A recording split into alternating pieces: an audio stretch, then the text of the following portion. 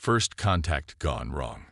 Captain Maya Rice stood on the bridge of the research vessel Curiosity, watching the stars through the main view screen. Her crew worked quietly at their stations, the soft hum of the ship's systems a comforting backdrop to the tension that had settled over them all.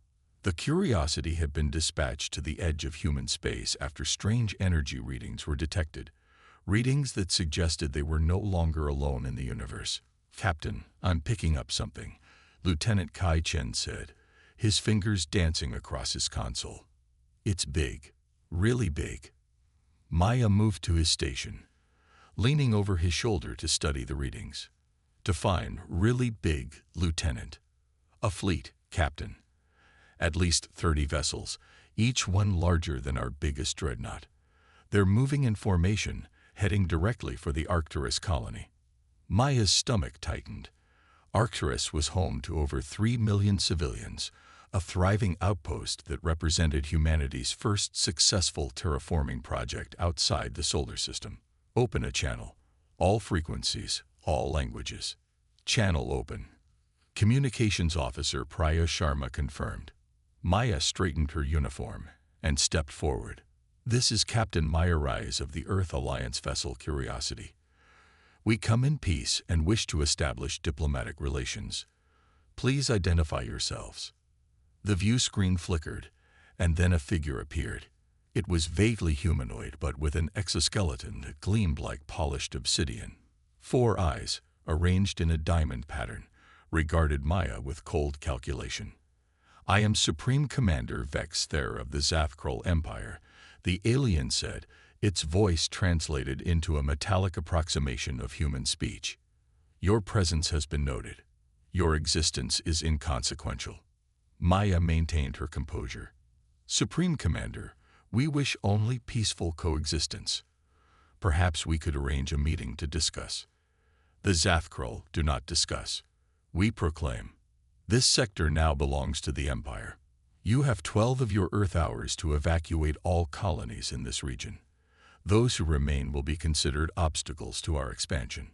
Before Maya could respond, the transmission cut off. She turned to her executive officer.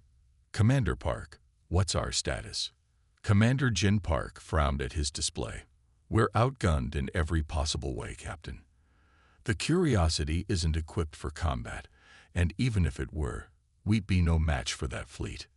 Options: warn the colonies, get as many people out as possible, and pray that Fleet Command has something up their sleeve that we don't know about."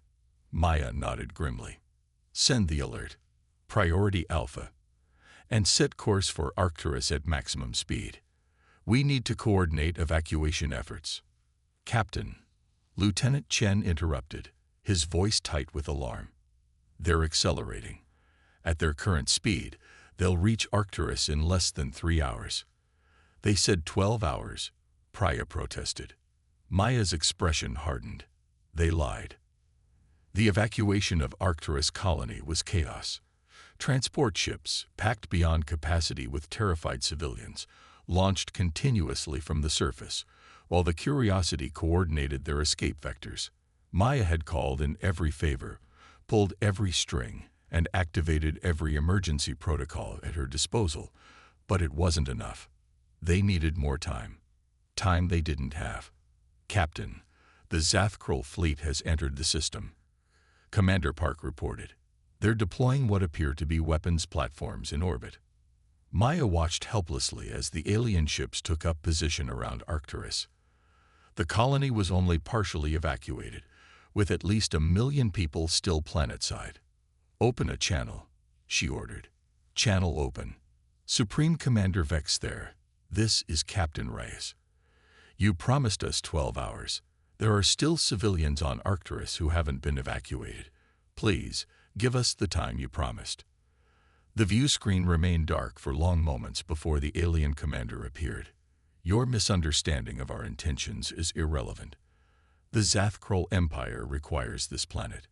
Its current inhabitants are inconvenient. Those inconvenient inhabitants are innocent civilians." Maya protested. "They'd done nothing to you. Their existence impedes progress. That is sufficient reason for their removal." Vexthar made a gesture, and the screen split to show the weapons platforms surrounding Arcturus. Observe, Captain. Let this be a lesson in the futility of resistance. The platforms began to glow with an eerie green light, energy building visibly around them. No, Maya shouted. We can negotiate. There must be. The weapons fired in perfect synchronization, dozens of energy beams converging on Arcturus. The planet's atmosphere ignited, a ripple of fire spreading from the impact points until the entire world was engulfed in flames. Maya watched in horror as 1 billion lives were extinguished in an instant. You monsters, she whispered. We are efficient, Vexthar corrected. Remember this demonstration, Captain. Inform your leaders. The Zathkrol Empire claims all territories within 50 light-years of this position. You have 48 hours to withdraw all human presence. The screen went dark. The bridge of the Curiosity was silent, the crew stunned by what they had witnessed. Maya gripped the edge of a console, knuckles white, as she fought to control her emotions. Captain, Commander Park said softly, we need to get this information back to Earth. Maya nodded mechanically. Set course for the nearest jump point. Maximum speed. As the Curiosity accelerated away from the smoldering remains of Arcturus, Maya retreated to her quarters. She needed to compose her report, to find words that could somehow convey the enormity of what had just happened. But first, she had a private transmission to send. She sat at her desk and entered an encryption code that few people in the Earth Alliance knew existed. A code that would connect her to a project so classified that most of the government was unaware of its existence. A weathered face appeared on her screen. Admiral Hiroshi Tanaka, the architect of humanity's most secret defense initiative. Captain Reyes, he said, his expression grave. I take it this isn't a social call. Admiral, they found us. And they've already destroyed Arcturus. 3 million dead in an instant. Tanaka closed his eyes briefly. God help us. Are you certain it was them? The Zathkrol, yes. Just as the probe data warned us. They're expanding their empire and view us as insects to be crushed. How much time do we have? They've demanded complete withdrawal from all systems within 50 light-years of Arcturus within 48 hours. After that, she didn't need to finish the sentence. Tanaka was silent for a moment, then nodded decisively. It's time to activate Project Lazarus. Maya felt a chill run down her spine. Project Lazarus was humanity's insurance policy, a last resort developed in secret after the first probe encountered evidence of the Zathkrol Empire's expansion pattern. For 15 years, Earth's best minds had worked tirelessly, preparing for a threat they hoped would never materialize. Can it be ready in time? She asked. It's been ready for 3 years, Captain. We just needed confirmation that we had no other choice. Tanaka's expression was resolute. Get to the Cerberus station in the Oort cloud. I'll meet you there with the activation codes. Maya nodded. The Curiosity is a research vessel. Admiral, if we encounter Zathkrol forces, you won't. Their sensors can't detect our stealth tech. That's one advantage we have. Tanaka straightened. Captain Rice, as of this moment, you are designated Lazarus Actual. Everything depends on you reaching Cerberus Station. I understand, Admiral. We won't fail. As the transmission ended, Maya sat in silence, the weight of responsibility settling on her shoulders. 3 million dead at Arcturus.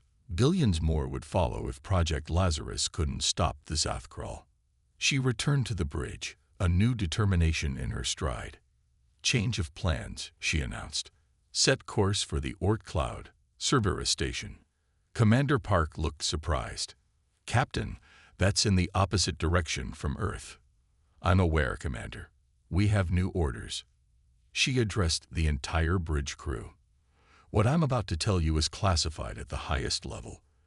The existence of Cerberus Station, Project Lazarus, and our mission is known only to a handful of people in the Alliance. She activated the main view screen, displaying the course to their new destination. The Zathkrul believe they've encountered a technologically inferior species that will either flee or be destroyed. They think they know what humanity is capable of. A cold smile touched her lips. They're about to learn how wrong they are. The journey to Cerberus Station took 16 precious hours. The Curiosity pushed its engines beyond safety parameters, the ship groaning in protest as it raced toward humanity's secret redoubt. As they approached the coordinates, there appeared to be nothing there, just the empty void of the outer solar system. "Captain, I'm not detecting any station," Lieutenant Chen reported, confusion evident in his voice. "You won't. Not until we're authenticated," Maya replied. She opened a channel and transmitted a complex series of codes. For a moment, nothing happened. Then, like a mirage taking form, a massive installation appeared before them, its stealth systems deactivating to reveal a structure unlike anything her crew had ever seen. Cerberus Station resembled a metallic spiderweb, with a central hub connected to dozens of radiating arms, each ending in what appeared to be a weapons platform or communications array. "My God," whispered Commander Park. "How long has this been here?" 12 years, Maya answered, built in secret, piece by piece, using resources diverted from 100 different projects. Welcome to humanity's last line of defense. The Curiosity docked at the central hub, and Maya led her senior officers through the airlock. Admiral Tanaka was waiting for them, accompanied by a team of scientists and military personnel. "Captain Reyes," he greeted her. "I wish we were meeting under better circumstances." "As do I, Admiral." She gestured to her officers. "These are my senior staff. They've been briefed on the basic parameters of Project Lazarus." Tanaka nodded. "Follow me." He led them through the station to a vast chamber dominated by a holographic display of the solar system and surrounding space. Red markers indicated the last known position of the Zathkrul fleet. "The Zathkrul have already begun their advance," Tanaka explained. "They've destroyed 2 more colonies since Arcturus. Minor outposts, thankfully, with minimal casualties. But they're moving methodically toward Earth." "What exactly is Project Lazarus?" Commander Park asked. "How can one station, no matter how advanced, stand against a fleet that size?" Tanaka smiled grimly. "Cerberus isn't the weapon, Commander. It's just the trigger." He activated another display, showing thousands of tiny dots scattered throughout human space. "For 15 years, we've been seeding every colony, every outpost, every ship with microscopic machines, nanites designed for one specific purpose. Separately, they're harmless, inactive, but when activated together, they form a distributed defense network," Maya finished.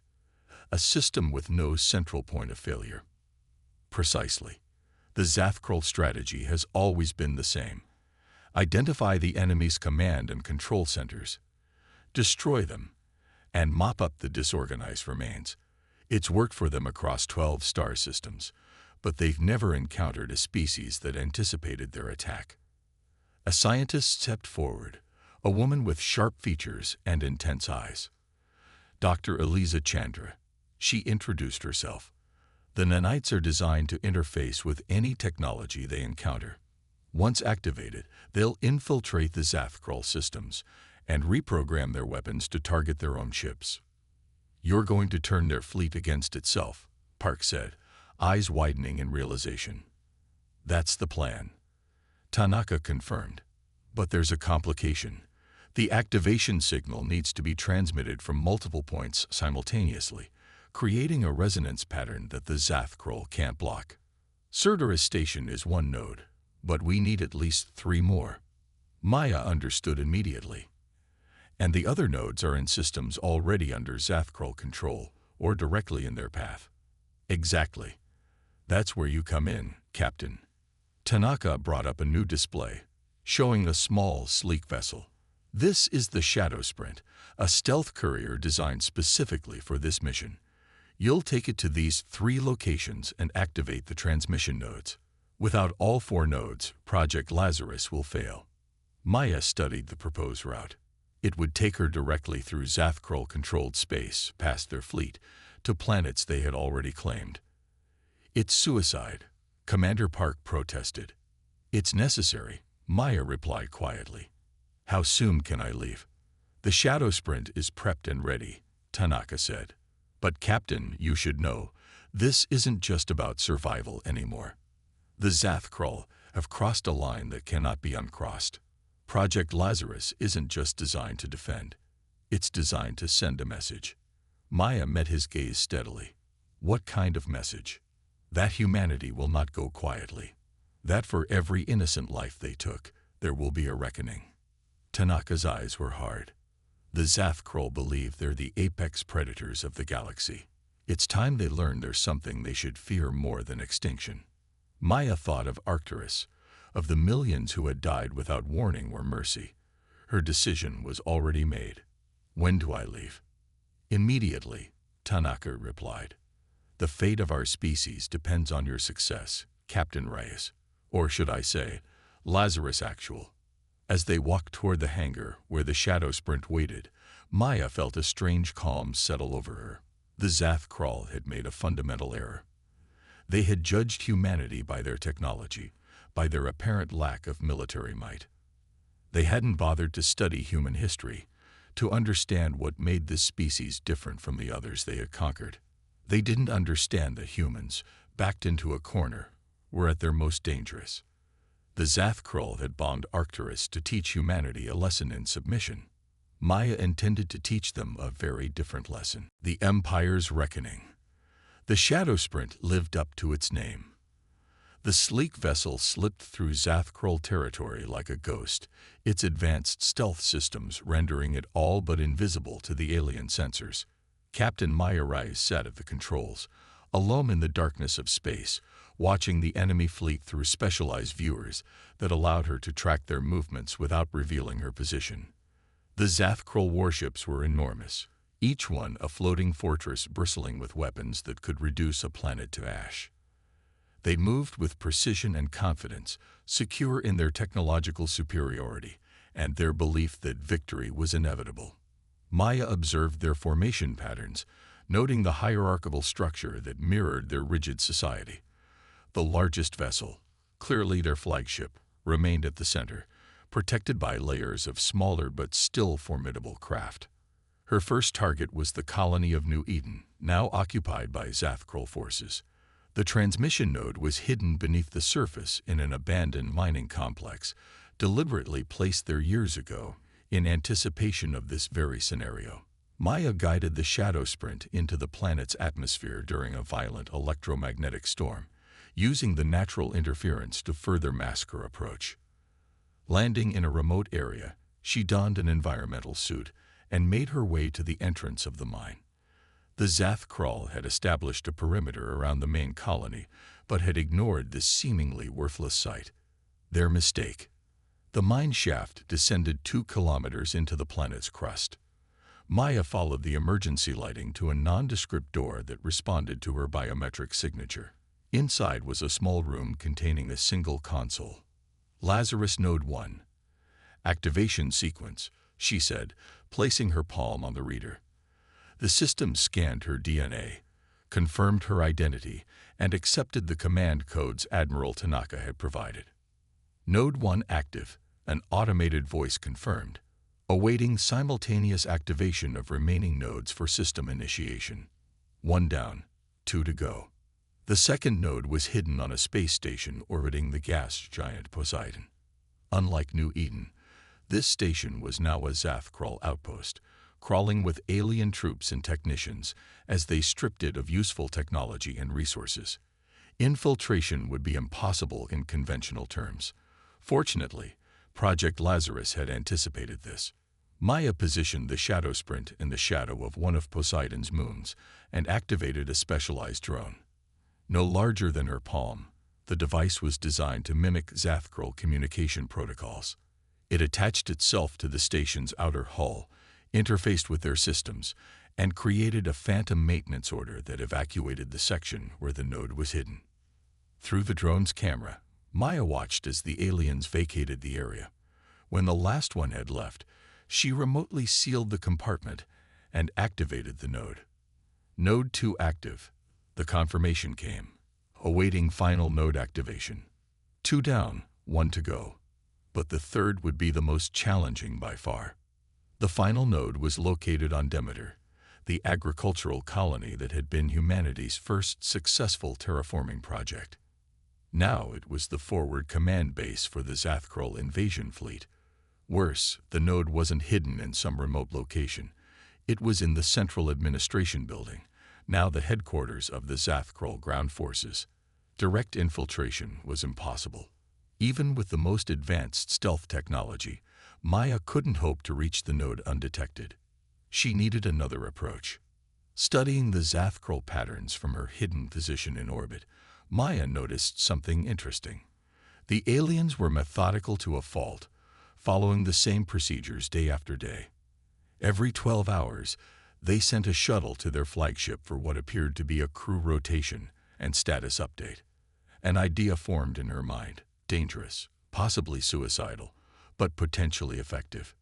Using the Shadow Sprint's advanced systems, Maya recorded and analyzed the communication protocols used by the Zathkrul shuttles. She then programmed her ship to mimic these signals perfectly.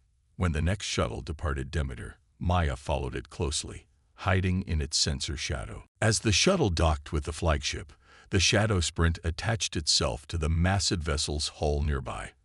Maya had 12 hours before the shuttle would return to Demeter, 12 hours to find a way to activate the final node remotely. Wearing a specialized infiltration suit designed to confuse Zathkrul biosensors, Maya entered the flagship through a maintenance airlock. The ship's interior was alien in design, with corridors that seemed to follow a mathematical pattern rather than any intuitive layout. Maya relied on her training and the limited intelligence gathered by probes to navigate toward what should be the command center.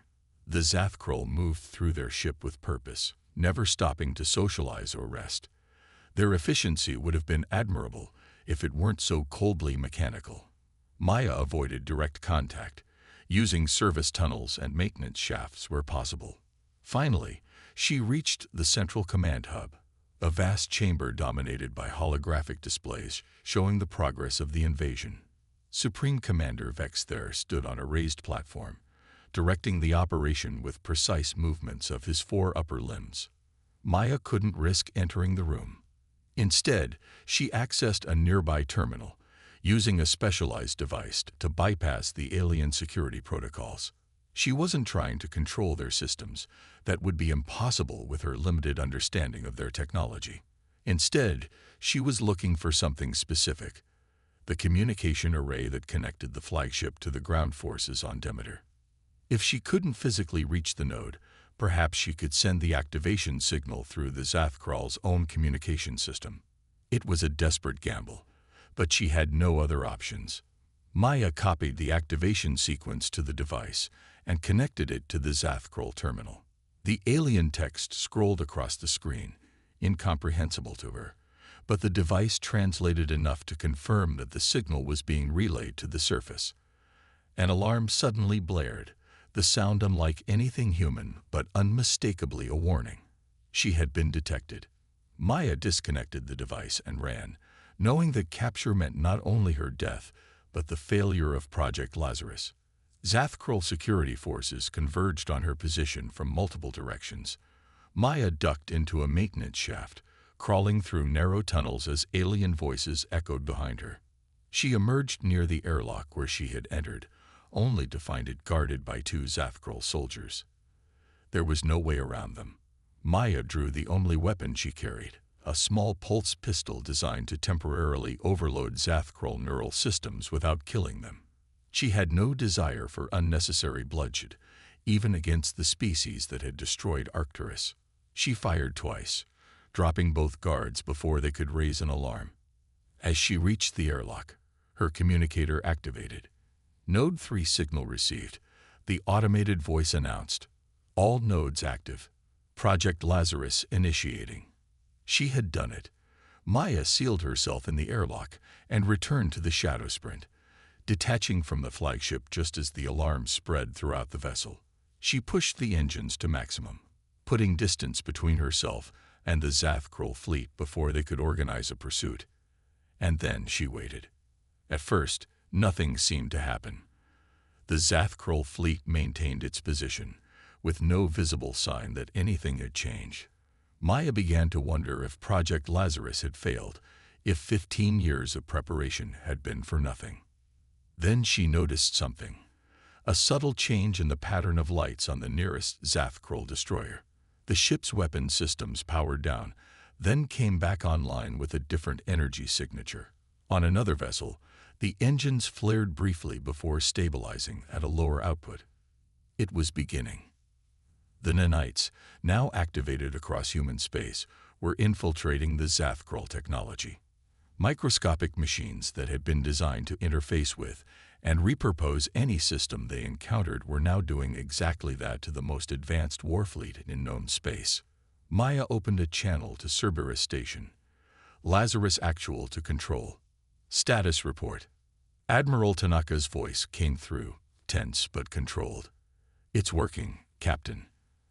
The nanites are adapting to their systems faster than we anticipated. 58% of their fleet is already compromised. And the ground forces. Slower progress there. Their infantry technology is more isolated, less networked. But it's happening. Maya watched as the first visible effects manifested. A Zathkrul cruiser suddenly fired its main weapons at a nearby destroyer. The destroyer's shields absorbed the impact.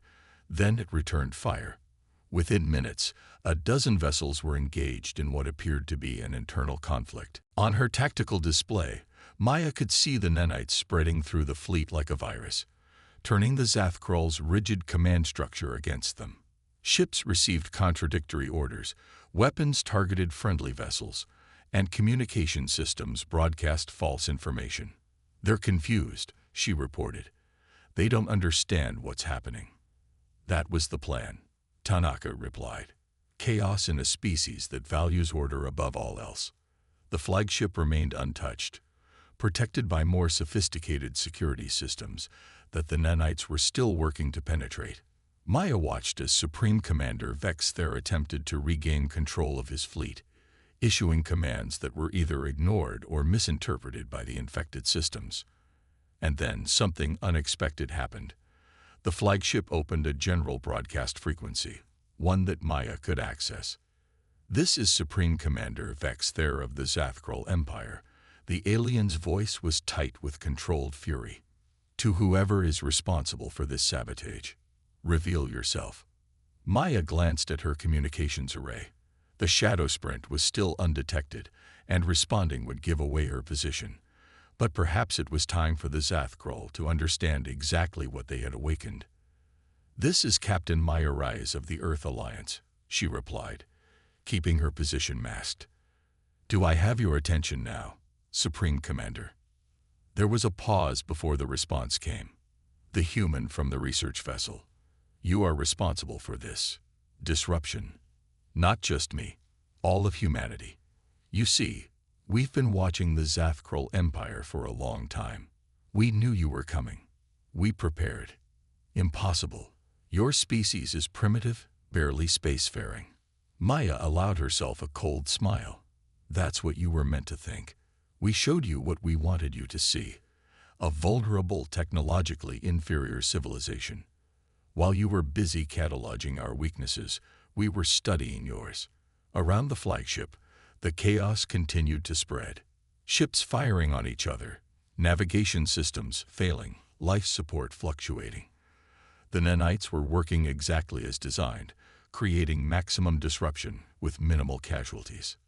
What is your purpose? Vex Ther demanded. To destroy our fleet. You lack the firepower. We don't want to destroy you, Supreme Commander. We want you to understand. You attacked Arcturus without provocation. You killed 3 million civilians to make a point. Now we're making one of our own.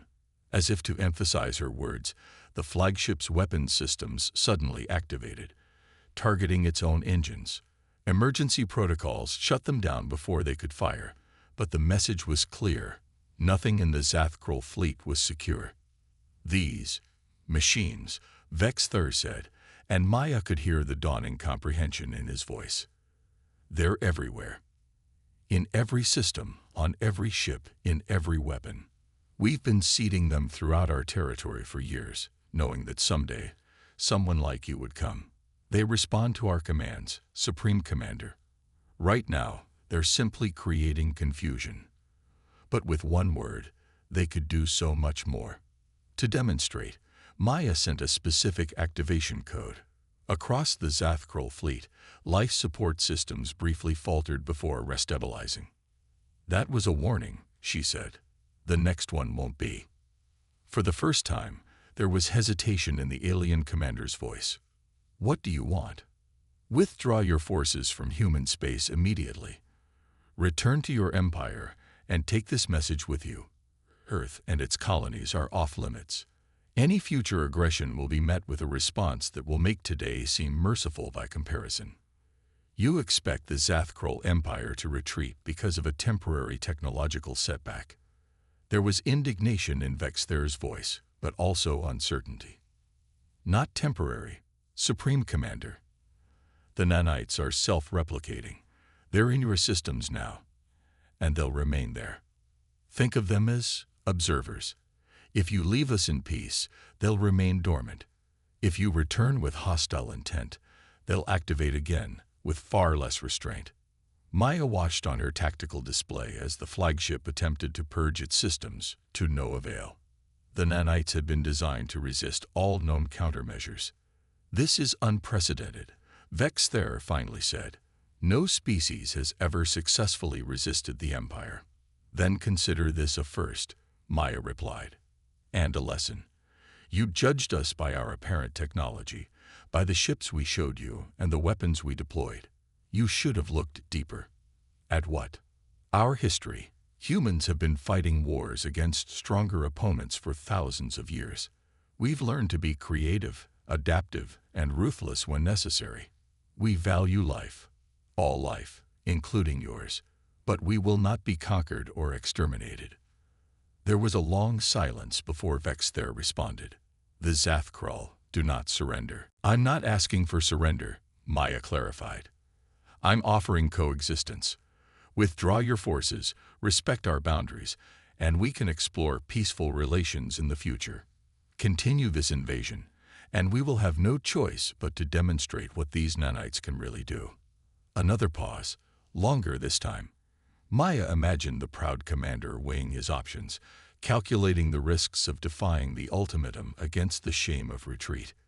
Very well, Captain Reyes, Vexther finally said. The Zathkrul fleet will withdraw from human space. But know this, we will study these machines of yours. We will adapt.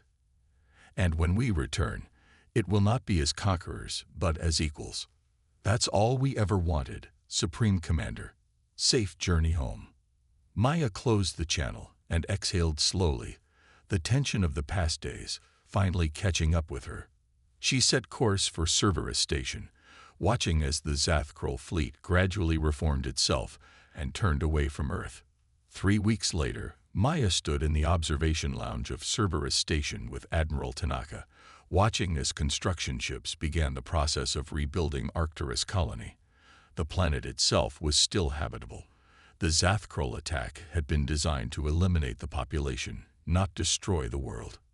The Zathkrul have fully withdrawn from our space, Tanaka reported. Our long-range probes confirm they've returned to their core systems. Will they stay there? Maya asked. For now. Their hierarchy is in disarray. Our sources suggest that Supreme Commander Vexther has been explaining to his superiors how a primitive species managed to defeat their supposedly invincible fleet. Maya nodded thoughtfully. They'll be back eventually. Not as conquerors, perhaps, but they'll come. And we'll be ready. Tanaka handed her a datapad. The Earth Alliance Council has officially activated the Sentinel Protocol. We're establishing a permanent defense perimeter around all human space with advanced early warning systems and rapid response fleets. And Project Lazarus remains our ace in the hole. The nanites are still present in Zathkrul systems, dormant but watchful. If they ever move against us again, We can activate them instantly. Maya handed back the pad. I've been thinking about what Vex there said before they left. About returning as equals. Do you believe them? I think they're capable of learning, which puts them ahead of many species we might have encountered. She turned to look at the stars. Maybe this confrontation was necessary. The shock needed to establish mutual respect. Tanaka considered this. You may be right. The Zathkrul have already sent a request for formal diplomatic relations. They want to establish communication protocols, exchange cultural information. Smart move. Know your potential adversary. Or potential ally, Tanaka countered. The universe is vast and largely unknown.